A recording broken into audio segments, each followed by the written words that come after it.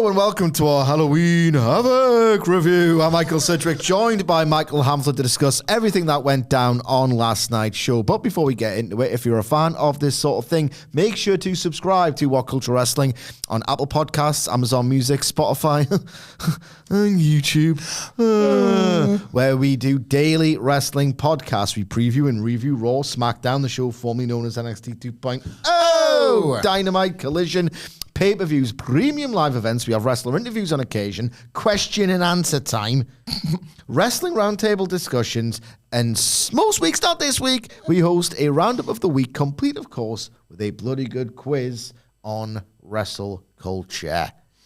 But Hamflett, what did you think of Halloween Havoc?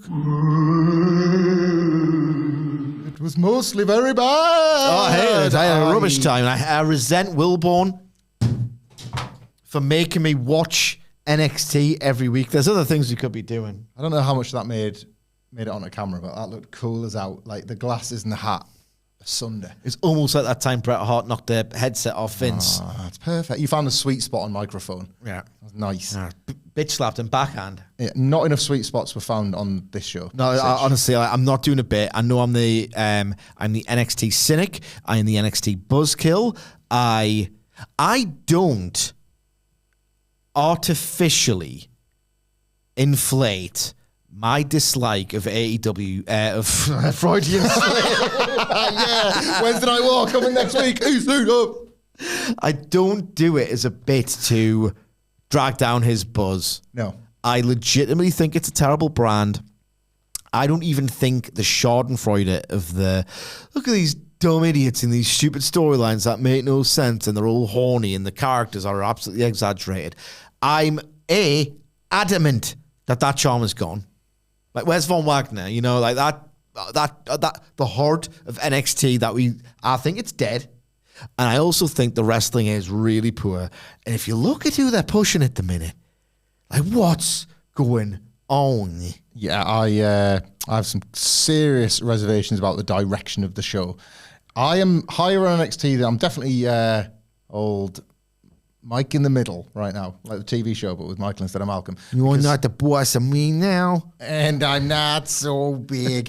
Because I'm certainly not so big on NXT. Because I have loved this show at various points this year. And I think you've kind of hit 2 or 3 things that have affected my enjoyment. I don't think there's enough in the sort of camp enjoyment of NXT. I don't think there's enough silliness extended to enough characters.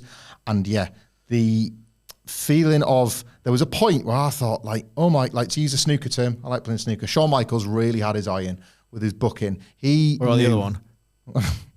He knew, I don't know, probably got a battery bounced off it or something, knew exactly, like, who his top guys were. I thought, like, the placement of just about everything in the card was spot on.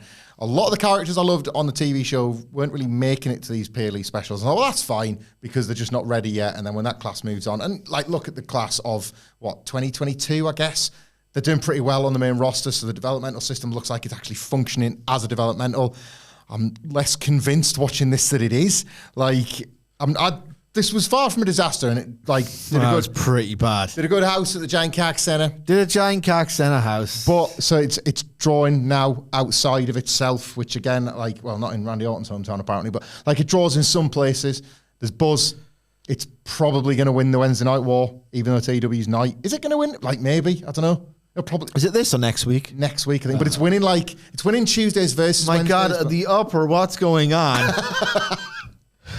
Like when AEW had to move to Tuesday the other week, they got the American fan got to Wednesday night and tuned into TBS. Yeah. Oh, wrestling's finished. I'm gonna have to get a new hobby. Yeah. This was not on my radar. What could I do now? Apparently, hey honey, on this show I got on, the whole universe was in a hot dense space. I think these guys have got some pretty cool ideas about science. I think it might be a fact show. I'll give this a look.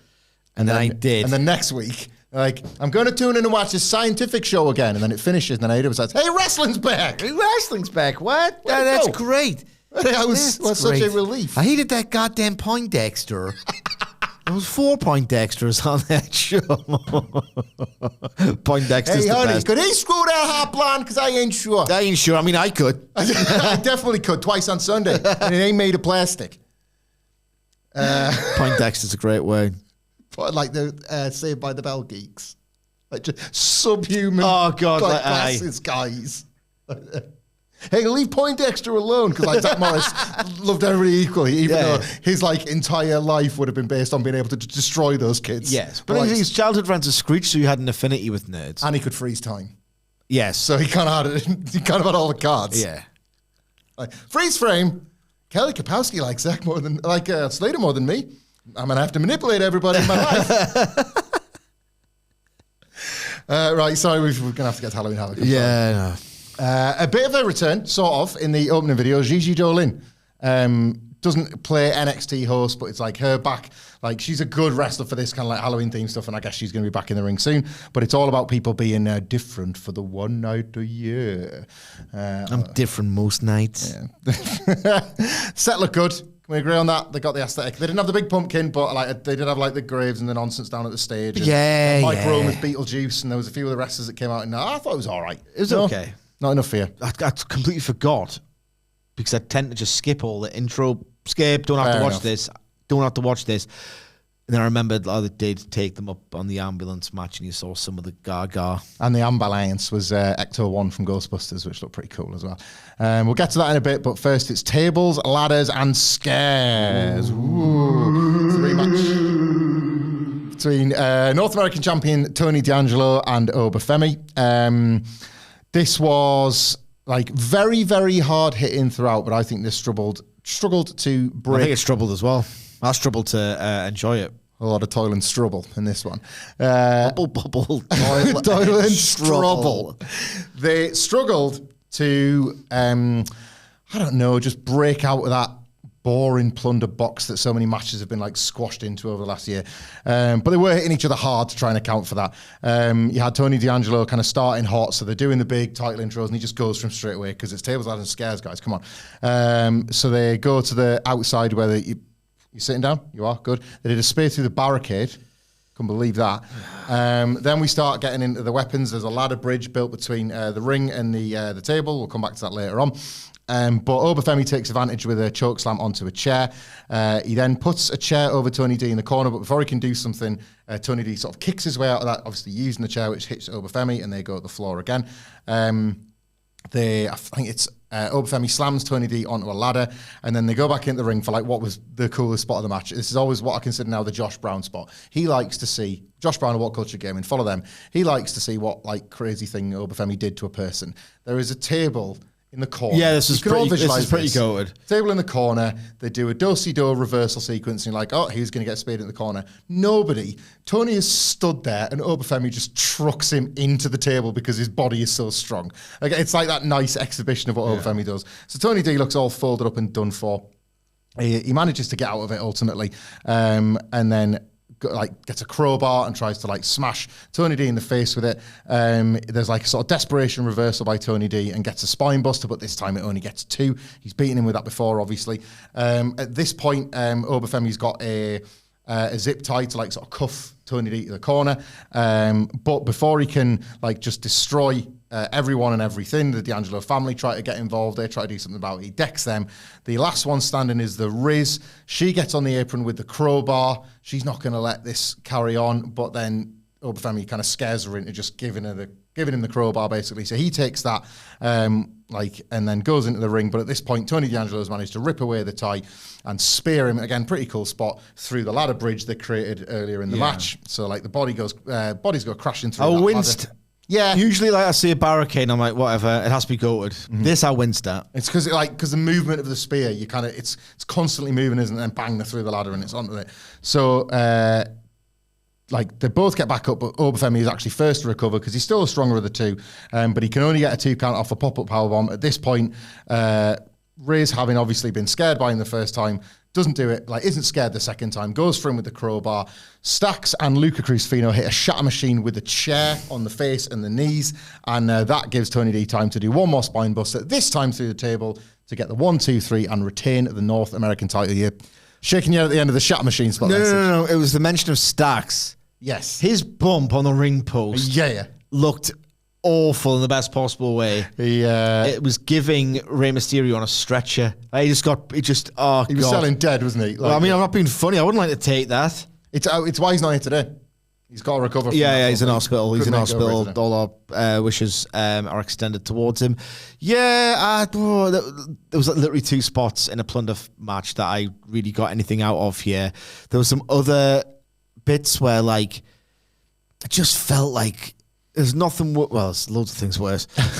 I don't like it, is a better way of putting this point, when something just looks like, that looks like it's sucked, and then you just go to a pin like it was any other pin. Like, just do that, like the edges of the chair, like a flattened chair. And you can see the spine go right on the edge. Mm-hmm. So like that clean table breaks on the edge of one of those flat chairs, like the legs. So you know it sucks. And then this motion's going through 1, 2, kick out. No one cares. It's like, what's this for? Mm-hmm. The crowd were awful. A lot of these NXT. There's another one I'm coming in the main event. Oh God, poor. Aye. There's these. I just get the feeling that NXT's not that hot a brand. People see WWE on the marquee. Well, it's it's like the minor leagues, but we'll still go and have fun as a family. Yeah. Not like, I'm really invested in the journey of what's such and such. And I just don't think the characters are particularly over. One really was. We'll get to that. One match got over. But yeah, I just feel like they'll come up for the spots and the finish, but they don't really seem to care. I guess they did an all right job with Oba Femi losing, but it was like the not very good version of the first Jey Uso Braun Breaker match, because it was so on the nose, where it's like, 4 baby faces have kicked in, 1 heel, of course, he's lost. But then the heel kind of deserves it. I don't care about anything. Let's move on. Heel babyface dynamics with Oba Femi are all over the shop, because you do want to love him, but then they've cast him as like a bully figure because he's quite dangerous, and they don't seem to know what they want to do with him yet, and he's going to fail upwards anyway. So it's like, he's a guy you can root for because he's obviously going to succeed. So we were talking about how it's just where's the sex in NXT? Did you see the segment last week, or the tease last week? Oh yeah, yeah. There's a bit of that. We'll just do that now. Actually, where it is in my notes, Riz knows. Where is she say? Anyway, somewhere later on the show, Riz, they're celebrating. That was it. Tony D celebrating the win, and Riz knows who attacked her in the mystery attack angle last week, and is coming for revenge. And based on who we think Oba Femi might be sleeping with, it might be her. But we'll save that for the NXT preview later this week. We go backstage to Lexis King, who is still doing his very earnest babyface thing, albeit still looking like Lexis King. Yeah, I know. He's a douchebag. It's the Heritage Cup match against Charlie Dempsey on Tuesday, and he still can't get a corner man. Sidge, he's just trying to break out of his father's shadow, even though he looks so much like him, and he wants to do it by proving himself in the Heritage Cup, but nobody seems to want to take up the role. And then a voice out of screen goes, I'll be your corner man. And then William Regal slithers into shot and says, I knew your father very well, and I hope the apple doesn't fall far from the tree. It does. I'll see you Tuesday. Now, Sidge. It's on another equator. That's how it. The apple's still falling, baby. Think about this, right? Hemisphere, I meant. Yeah, I know what you meant. He's not talented. It's the apple has fallen in a world where there is no gravity, and it continues to actually go upwards instead. No, apple doesn't fall far from the tree, right? I don't know if you picked this up. They're quite clever in how they kind of like dance around this point. Lexis King is the son of the late great Brian Pillman, but who is William Regal the father of? Charlie Dempsey. That's right. So can he be trusted? That's all I'm asking. No. Obviously not. I guess we'll find out again on Tuesday. If you can. We're just having a laugh. We're just having fun. You know what's that, isn't it? Fun. Turns, buttlands. Yeah, it's where we pull your plunker. It's not just about reviewing, it's about having humour as well, isn't it, William? Anyway, Fatal Influence spun the wheel on Tuesday, but then Zaria's sort of formal introduction into NXT interrupted. So we never found out what the stipulation was, and it's going to be a gauntlet. Kalani Jordan later on will have to face all three to get it done. Oh, God, I'm not reviewing each match individually. I'll tell you that for nothing. Okay. Two of them were absolutely awful. Yeah. We've got the better end of the women's division here on the show. Cora Jade and Roxanne Perez taking on Julia and Stephanie Vaca. Cora Jade and Roxanne Perez were dressed as the twins from The Shining. Julia and Stephanie Vaca. Stephanie Vaca, very much the demon to Julia's Hideo Itami in this match, but comes out first just to kind of pretend that's not the case. I thought Julia had her best night yet, but did it take place in the match that was mainly existing to put Stephanie Vaca over as the one you should care about? I don't know. This was really good in places, earnestly. We take the piss a bit on this, but this was really quite strong in places. Roxanne Perez and Stephanie Vaca had absolutely terrific chemistry. They were doing a bunch of just that really simple fish out of watery headlock takeover stuff, but it was just so slick. Julia tagged in, beat up Roxanne Perez for a little bit, allowed to set up Vaca for a 619. They were both taking out Cora Jade as she tried to get involved. The baby faces are just absolutely dominating here. So the heels need to regroup. Roxanne Perez tried to slow things down with a crossface on Julia, but she switches her into an STF, while Stephanie Vaca does the same to Cora Jade. The baby faces have got everything under control. Finally, the heels managed to take advantage. There's a spot where it becomes more of a fist fight, and the heels trying to take the baby faces down with headbutts and punches and things like that. There's a spot where Roxanne Perez does her awesome, just runs off the ropes like Rey Mysterio and hits a pretty killer dive to the pair of them. Yeah. And then Cora Jade spies her opportunity and does a coffin drop onto both the baby faces on the floor. But it's all for naught ultimately. Perez manages to get a Super Hurricane Rana for a Swanton Bomb by Cora Jade, but it's not enough. Julia roars back into life with a spinning pile driver, hits her best yet running knee that she does on Cora Jade to properly knock her out. And then Julia and Stephanie Vaca's a part-time tag team finisher, I guess, is a super powerplex. Oh, it was awesome. Because they do the powerplex, but instead of it being a splash from the top, it's a superplex on Roxanne Perez, and Stephanie Vaca does a corkscrew moonsault. Stephanie Vaca is incredible. It was a 1, 2, 3. She's pinned Roxanne Perez. The baby faces come out on top. After the match, we see Zarya in a one of the thingy boxes. The seats, sort of the top tier, the rich seats and all that. Staring down, we'll get more on Zarya later on, but the idea was she was looking across this new women's division. Vic Joseph was at pains to point over. Things are really changing here in the women's division. Yeah. Babyfaces look good. Roxanne Perez, I think soon could be ready for the main roster. Right. I will say that this is very good. Wasn't great for me. Very, very good. Elevated immeasurably by Stephanie Vaca, who, my God, it's I don't know. She had one pay-per-view appearance in AEW, and she was really, really good. She had a really good match with Mercedes I would describe as great. That AEW standard is so ridiculous that you're not really going to stand out on this NXT roster. On this NXT roster, she is like a demigod. She looks like the best wrestler in the world on this NXT roster. I know she isn't. It's just the standard is so poor. It's bad news for Julie because they found their ass and it's not her. Yeah.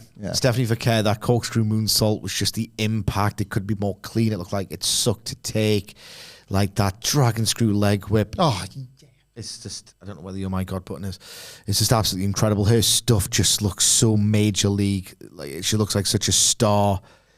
It looks like the moves you see, but just perfected, done better than most people in wrestling. Julia had her best night. I still don't think that's saying an enormous amount.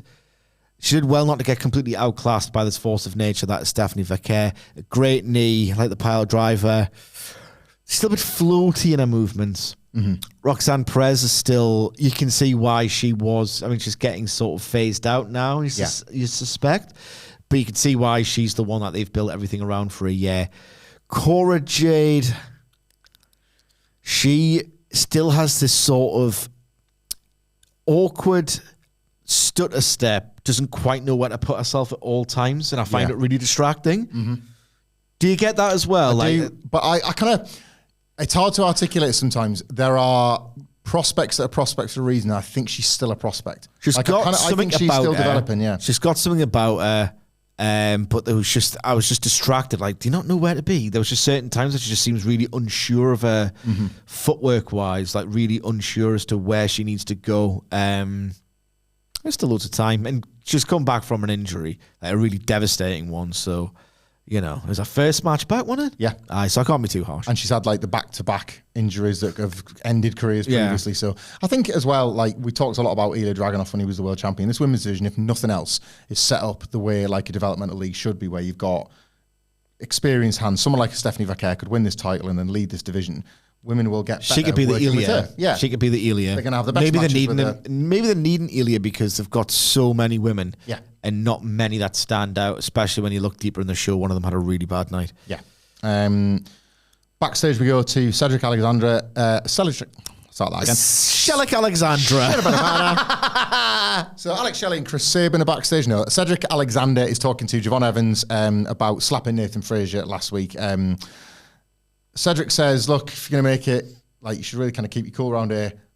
However, it did get us a title shot, so actually maybe you figured out the rules of this universe when you're still 20 and I've been messing around for years getting it wrong. Yes, yes. So, like, and ultimately, like, they both want to win the belt. So, but there's a bit on Fraxium later on. We go now, I wouldn't mention this otherwise, but we go now to a little feature in the middle where Dave LaGreca and Bully Ray from Busted Open, great wrestling podcast, not as good as ours, but good, God bless them.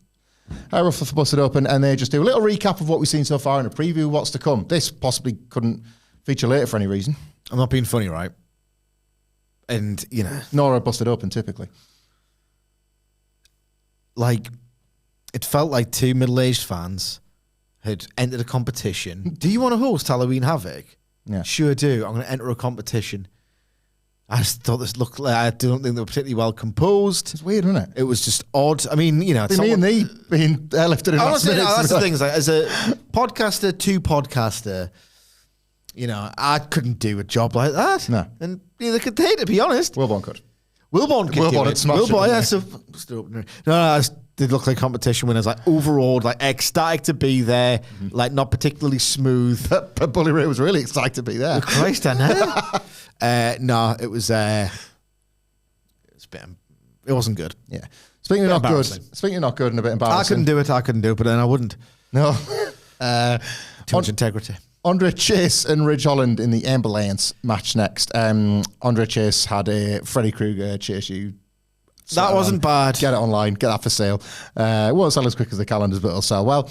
So yeah, you got to put your opponent in the ambulance down at the bottom of the ramp.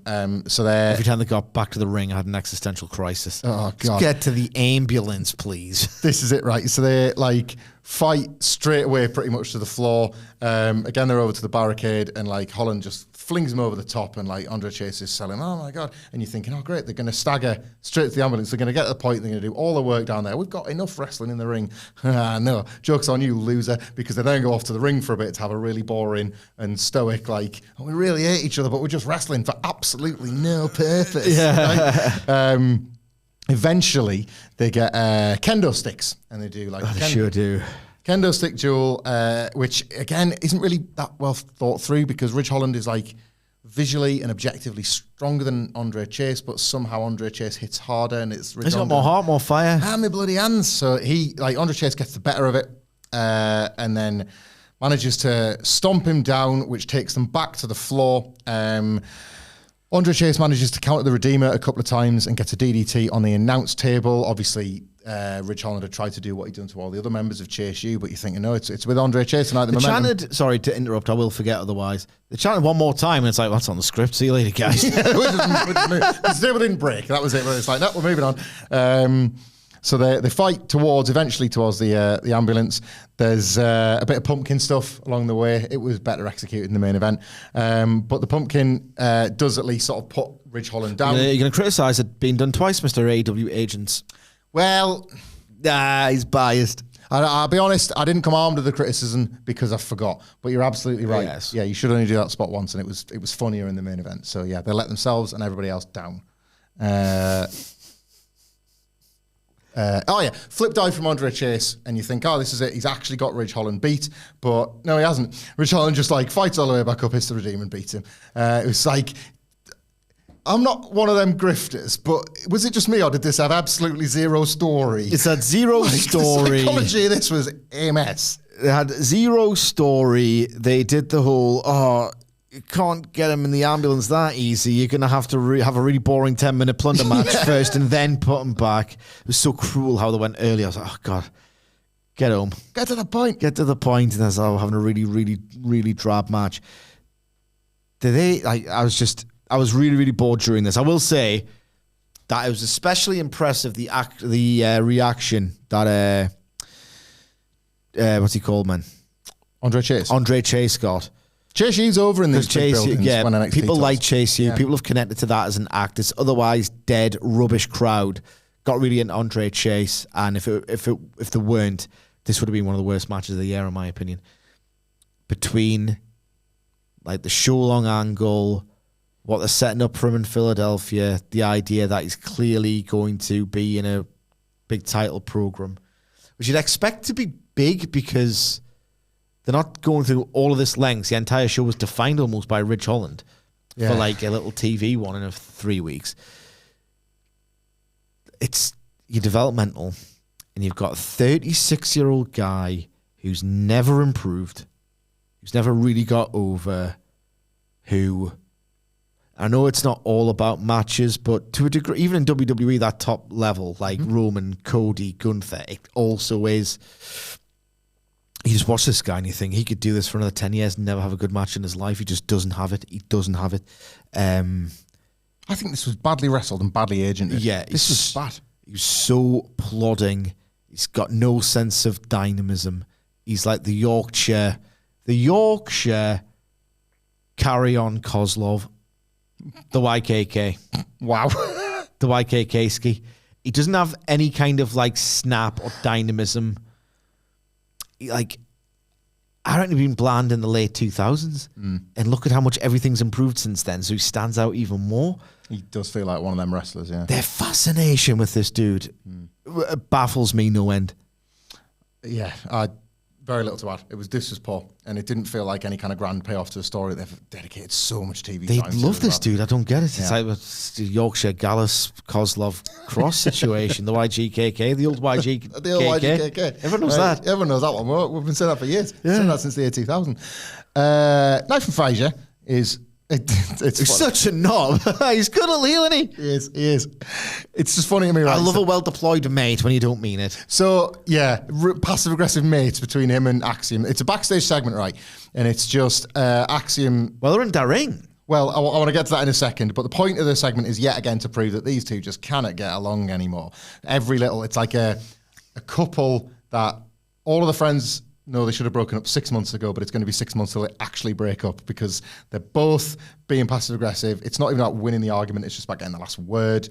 But they're still tag team champions, so it's like, I don't know, in this analogy I've cooked up, but they're like the belts to kids, staying together for the kids. Well, yeah, we've got our title match, so I guess I'll see you Tuesday, mate, all that kind of thing. It's awkward, and Nathan Fraser's been a real dick. Yeah. And like, some point he's going to be a really cool heel, like to boo because there's nothing likable about him other than his work. Obviously, yeah, he's got that really dorky quality. What really popped me was Can't relate. What really popped me, it's in a ring, so they're training for the match. They're taking Cedric Alexander and John Allen seriously, but the way they set this up is Axiom has to stop Nathan Fraser doing his training, and what is he doing? Running really fast. Yeah, he is. He's just hitting the ropes faster than anyone. He's like, whoa, slow down. I can't slow down, mate. I don't know any other speed. Just like that is it. In Shawn Michaels' mind, like from Wednesday morning through to Tuesday afternoon, Nathan Fraser just runs as fast as he can. Ropes, and then it gets to showtime, and then it's like red lights on. You can do something else now. There's nothing better when. Well, there's obviously a lot of things better, but there are a few things better than when you just want to cut your mate down to size. I'm not really into, you stupid dickhead, remember you did this 10 years ago, wanker. That's not my kind of thing. But receipt keep. You've got a receipt keeping you because I remember once I did something and you're like, I'll remember that and I will get you back. It was a long term, like LTST. Yeah, it's my friends rubbing off on me. My other friends. My third friendship group. But I just love, like, we go, and then remember you did this, mate. I like doing it to Wilborn sometimes. Like, just mate. What do you mean by that, mate? Yeah. What's your favourite match, mate? Yeah. I love mate. Fraser gets it. He does. Ava, she hasn't got a surname. She's the general manager of NXT and the Booker and Crooker of the Year. Has cooked us up a Lola Vice Jada Parker match at the ECW Arena with Dawn Marie as the guest referee. Which, you know, It'll be a cat fight. That's nice. Well, sure will, because it's going to be a hardcore match as well. So the Dawn Marie's job just became less important than it was seconds earlier. Right. I have loved Kalani Jordan this year, which is why I don't really want to talk about this match, but it's a North American title. It's Jesus Christ. Kalani Jordan defending against the Fatal Influence gauntlet of Jasmine Nix, JC Jane, and Fallon Henley, and they go in that order. So Jasmine Nix is first. Kalani Jordan is obviously trying to beat her quick. So first of all goes for the arm, then chucks it at the floor, hits a moonsault. Jasmine Nix tries to kick her down, gets a suplex for a 2 count. But Kalani Jordan manages to block the second one and hits her with a 450 straight away. We'll move quickly on. Oh, God. You can hit this all do at as the quick end, as you want. Yeah, I don't care. JC Jane is in next with a running Hurricane Rana. They again go back out the floor. She misses his charge. Botcha moves like it was going out of style. And Kalani Jordan tries to go for the split leg moonsault, which obviously is a tribute to Rob Van Dam. But that gets broken up, which allows JC Jane to hit like a cannonball. I mean, you got to run and fling yourself upside down if that's going to make any sense. But it's trio woe. But yeah, I'd be lying if I said Kalani Jordan looked like she was in trouble. There's a Kenny Omega like running knee by JC Jane. But somehow Kalani Jordan's put down for the count by that one stage.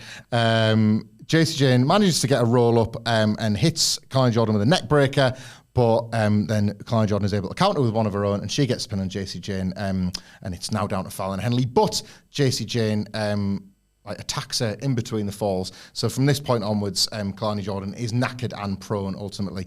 She still manages to try and fight back, but Fallon Henley hits quite a nice spinning suplex on Kalani Jordan, but she fights back, hits a leg drop, gets 2. Kalani Jordan is still fighting, but Fallon Henley eventually manages to hit I think it was a face buster. Jasmine Nix distracts, so in that little gap where Kalani Jordan was distracted for just a second, she's going for the 450, but Fallon Henley is able to get the knees up to counter that, and then hits a running knee of her own to give her the title. The whole thing went about 15, 16 minutes and felt like more was executed poorly than well. Oh my God, this was a disaster. This was genuinely actively rubbish. Heroines of wrestling. They just felt like they were like 10 years old and unwashed. Yeah. The old reverse cocoon. You know that? Everyone knows that. As in the film Cocoon. But yeah, but the reverse cocoon. Everyone knows the reverse cocoon. Like, they just couldn't do anything right. It's one of those where if a match goes off the rails in NXT, you're in real deep trouble because they don't know how to, like, it affects their confidence. Like, they're kind of used to, like, practice perfect, so it doesn't go perfect or how it was intended. They don't have that sort of skill to think things through or to improvise or just have a bit of fun with the crowd or anything because it's so regimented. This was just really done badly. It's a shame because we've grown rather fond of Fallon Henley over the years, and I'd like to thought that if she had a big moment, it would have been a nicer. That's what makes it worse, isn't it? Like, she's presented at this point as a veteran, and this was like far from a veteran performance. The third one was okay. My God, there was a few aerials, and I was like, catch. Yeah. Well, who are you, the Miz? Yeah. Well, this is it. Kalani Jordan will fling herself about, but like, I know it's going to catch you. That's like high risk maneuver is an understatement when you do that, isn't it? Hey, maybe it's good then. To say it's high risk. Yeah. Maybe we should restore the meaning. They've restored the meaning. Restore the feeling. I've enjoyed. Remember when AEW was going to restore the feeling? Oh, feeling restored because that's where the best wrestle. Oh, great. By the way, the promotion sucks, and we're going to tell you through the lens of John Moxley. But it's where the best wrestle. Where some all right wrestlers wrestle. That's what John Moxley calls it. Yeah. I've enjoyed Kalani Jordan's reign too, but this was just not a great night all round. Fatal Influence are in the ring celebrating, and Zarya appears yet again, not this time in the box, but actually in the ring behind them and decks them all. And she got over pretty well actually on the night. Like, she is again, along with Julia and Stephanie Vaquer, being presented as a threat that like a lot of the women in this division need to be very worried about. Yeah, optics-wise, doesn't say much for the old PCers. No, that's Triple H ran into this problem, didn't it, in like 2016, 2017, when it just kind of got lazy, didn't it? It was like, I'll just do a shortcut. Got any DVDs, Regal? I need to hire some guys. Can you go to PWG and just get the best ones? Yeah, bring them back with you. Sure can, boss. Sure can, boss. Sure can, boss. Give us a minute. We're back to Bully Ray and Dave LaGreca, who are just chatting up about the show. But Ridge Holland interrupts. Shut your ass, Bully. Shut your ass, Bully. And Bully Ray doesn't care for that, which I was surprised about because Ridge was out here chasing heat. But yeah, he doesn't like being interrupted. He presumably sees it as disrespectful. In the meantime, Vic Joseph and Booker T are like screwing about on the. Oh my God, speak with them two all night long. Just don't like each other. They hate each other. Like I've started like Vic Joseph. You don't even know your own stuff. He's going for the throat. He's going for the throat. You don't even know your own catchphrase, Book. You don't even know your own sayings, you moron. Hey, what the hell are you doing over there, Booker T? That's right, Vic. What? Like they're not even like answering each other's questions at this point. They're dicking around on the Halloween set, saying, "Oh, you could." It's quite funny actually. There's like an unintentional like Partridge bit where they're saying like, "Oh, you can fight anywhere in this main event. They could get pinned anywhere. Isn't that right, Book?" Booker T just doesn't acknowledge him and says, "You know, Vic, they could get pinned anywhere, right?" And it's to say that this is the graveyard site. You've got a bunch of graves around, but then you've got just some area where there's flat space. Yeah. Booker T says, "Yeah, someone could get pinned here, or you know, they could get pinned," and he sort of looks at here, just the same bit of flat space. Yeah, that sounds wild, Booker. Doesn't get him there. Maybe I'll roll him 6 inches to the left. It'd be wild. Well, this exists. Should point out this exists because there's a box behind there. Oh, what could be in the box? It's Tatum Paxley. Booker T himself is like, whoa, like that. And somehow, across all of this, she says she wants a match with Wendy Chu on Tuesday.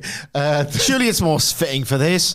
Surely it's more fitting for this. Even she hasn't got a surname, blah, blah, blah, comes out, and she's like, all right, you got your match. Right, I don't see any problems with that. And Tatum's like, oh, it's not over yet. The wheel just happens to be there as well. Spins the wheel, makes the deal, and it's a casket match. Ooh, booked for... Well, I suppose like an even more Halloween version of NXT because it's closer to Halloween than this PLE. Tatum Paxley versus Wendy Chu in a casket match tomorrow, Sidge. God, it's going to suck. But yeah.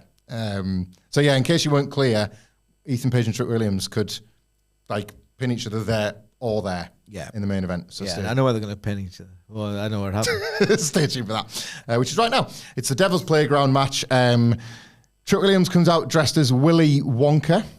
Any thoughts on the outfit? Trick Willy Wonka. Yeah. No thoughts on how he looked in that costume. Ethan Page decks him to start. They both got steel chairs. Trick Williams manages to knock it out of Ethan Page's hand. I will pick up on the Agent Inc. because it's basically the kendo stick spot all over again because nobody's got any friggin' ideas around here. But it was funny here because there was a massive pumpkin that Trick Williams put on Ethan Page's head and he just sort of punched it until it like just exploded around his... I like that. I couldn't decide whether it was stupid or not because Ethan Page, which completely betrays the entire bit. Maybe the idea is I'm going to humiliate him so he feels dejected. So maybe the whole idea or the psychology of the pumpkin is to put it over your opponent's head so that they feel dejected and like, you know, if like you're playing football and someone does it was the other way around for me. When I do an absolutely class skill move. Past one of my past one of my opponents, and they probably feel like just like rubbish for the rest of the game. Yeah, I've got in their heads. Maybe that's what it's doing. But wouldn't it be a nice little protective mechanism from the kendo I suppose, stick? actually, yeah. Does that explain why Ethan Page tried to keep it on his head? What's this thing in there? Because that's what he did. What is it? Is it in The Office where they've like just wrapped all of that? Around someone's head and he's just punched him over. That's the pumpkin. Yeah. Maybe. So maybe it makes no sense whatsoever. Ethan Page, we talk about Vic and Booker, Ethan Page, the pop of the whole show, right? He steals the pumpkin, it's on the commentary table, and he just goes, Vic, you're a dumbass. He pisses himself. Yeah, got him. He is a dumbass. What was your best? Ethan Page did the little thing on the pumpkin. On the pumpkin, that was decent. That's your instincts that you talk about. You got to like... Yeah, steal those little moments. I mean, he's been up and down those roads for a long old time. Ethan Page, like damn near 20 years. What was your best skill move at football? Missing scene. I didn't have one. I never played football as a kid one time. Okay. I play it now and with my youngest son in the garden, and I can do 12 keep-yoes. That's not bad at all. It's all right, isn't it? Not bad. Like with a mostly deflated ball. All right, okay. I've got a few. You can ask me mine? Or did you not just say that? No, I just told you. I was generic. I was going to be specific. Go on then. I'll have you specific. I'm glad you asked. Someone hit a ball into the channel. This isn't school. What a loser. It's like I didn't even win a championship and I'm still talking about the school days. You were like, year 8. Come on, mate. Corridor and say it was either 9 or 10. I was like a freshman. And someone just kicked it just aimlessly down the channel. And like, it was a midfielder, I think. Just a total wasted ball. Like an insane decision. Because I'm playing on the wing. I'm playing on the left wing. So I have to chase that. Where's my fullback? Where's my fullback here? Yeah. I remember I was getting pressed. Yeah. Which is just called man on when I was man on. It's like, this capable player just breathing down my neck. And it's like, what are your choices here? You can either take it to the line, put your back up, and then try and sort of do that. When you like do the flick and, when you like trying to like sort of kick it off them for a throw in or a goal kick. I could either do that or I could just kick it out a touch. I just like, it wouldn't be my fault. I just the worst ball imaginable is being played to me, or I could do the best skill move in the world. And it wasn't that good. It was great though. Like so, the ball's at pace, heading towards the corner. So I just run after it as fast as I can. Back heel, Meg. Oh yeah, and then just turn around and just rampage up that wing. And so I might as well pulled his pants down and spanked his ass right in the middle of the field. So I'm bombing it around. It was. Anyway, get to the recap. That felt amazing, didn't it? It was class. You can visualize it now. I still think about it to this day when I need a little dopamine hit. We did Andrew Nicholson. I kicked your ass at football. We did do softball once, and allegedly Daniel Millward was quite the pitcher. Oh. No, it was not, because he was the only person ever to send the ball over the school fence. Who's this guy? This guy right here. Had a strong right arm. Where were we at? Yeah, so the pumpkin stuff was pretty funny. Otherwise, this was really boring again. These two have got horrendous chemistry for the most part. Just now happens in the matches. That was what it was. Trick Williams got a trick shot and nothing to get to. Ethan Page in the ropes. Bucky told me that you get pinned there and there. How are we doing rope breaks when you can get pinned there or there? What's that about? No. Just not. They're just like phoning this in, I think. That's the things they didn't think it through. No. They fight the floor. This was all right, actually. So Ethan Page does the Ego's Edge, like off a platform made of the steel steps, and then through the announce table, you get a nice explosion. Get some good table explosions later. This was another one. The doctors want to know if like Trick Williams is out for the count, but he waves it off. And then Ethan Page drills him.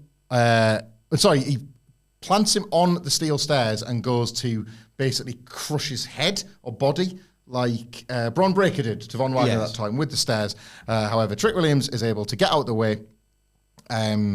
He manages to cut him off with a low blow and then hit the trick shot to return the title. Yeah, I mean, it was weird. It felt like anticlimactic when it was finished. It felt like it dragged when it was there.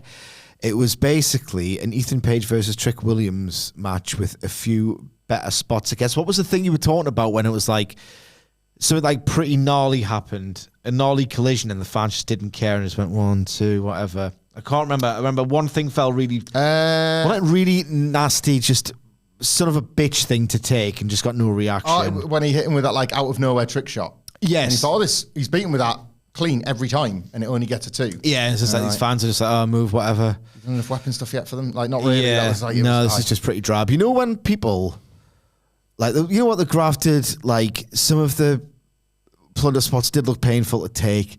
Like, Trick Williams worked really hard. Like, really, really hard. Trick Williams worked. You know.